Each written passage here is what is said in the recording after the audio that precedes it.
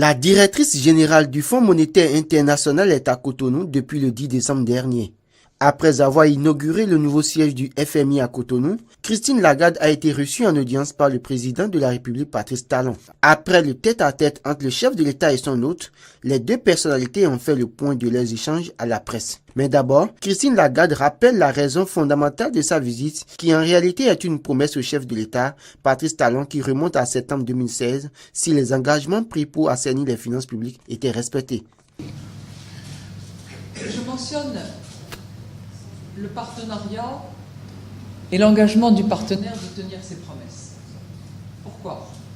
Parce que lorsque nous nous sommes rencontrés la première fois, vous aviez pour ambition de développer l'économie du Bénin. Vous aviez identifié un certain nombre de secteurs d'activité, le développement de l'agriculture à valeur ajoutée, le tourisme fondé à la fois sur le tourisme côtier, mais aussi le tourisme intérieur, le tourisme historique. Vous aviez pour ambition de vous attaquer à la réduction de la pauvreté en dépensant mieux et plus dans le domaine de l'éducation et de la santé. Et vous aviez pour ambition d'établir des règles de bonne gouvernance permettant d'inciter les investisseurs à regarder le Bénin avec une perspective favorable. Je crois que de ces grands axes-là, clairement, votre gouvernement est en train de démontrer qu'il peut tenir ses paroles.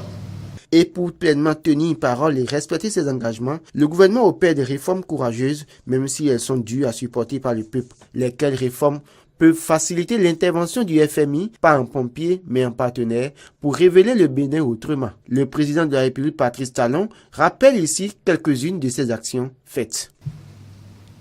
Nous ne cessons d'arpenter les chemins de notre renaissance.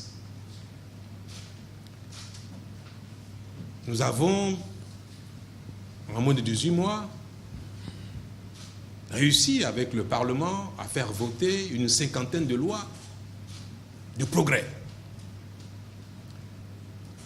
Nous avons entamé les réformes les plus ambitieuses, les plus osées, même si nous avons connu un échec en ce qui concerne la révision constitutionnelle.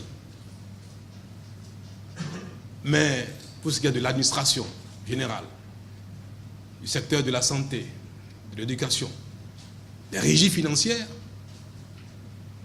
nous sommes en train d'opérer les mutations nécessaires pour que notre pays soit capable de vivre de son potentiel et du génie de ses fils.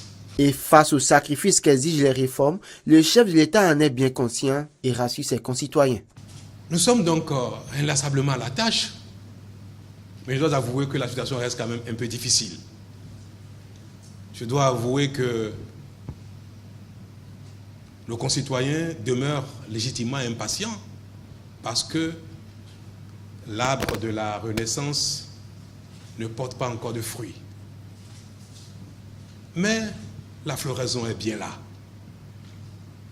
Christine Lagarde, la directrice générale du Fonds monétaire international, est satisfaite des réformes opérées et qu'elle souhaite voir aboutir dans tous les domaines pour mieux accompagner le Bénin, comme ce fut le cas en avril dernier avec la facilité élargie de crédit de 150 millions de dollars.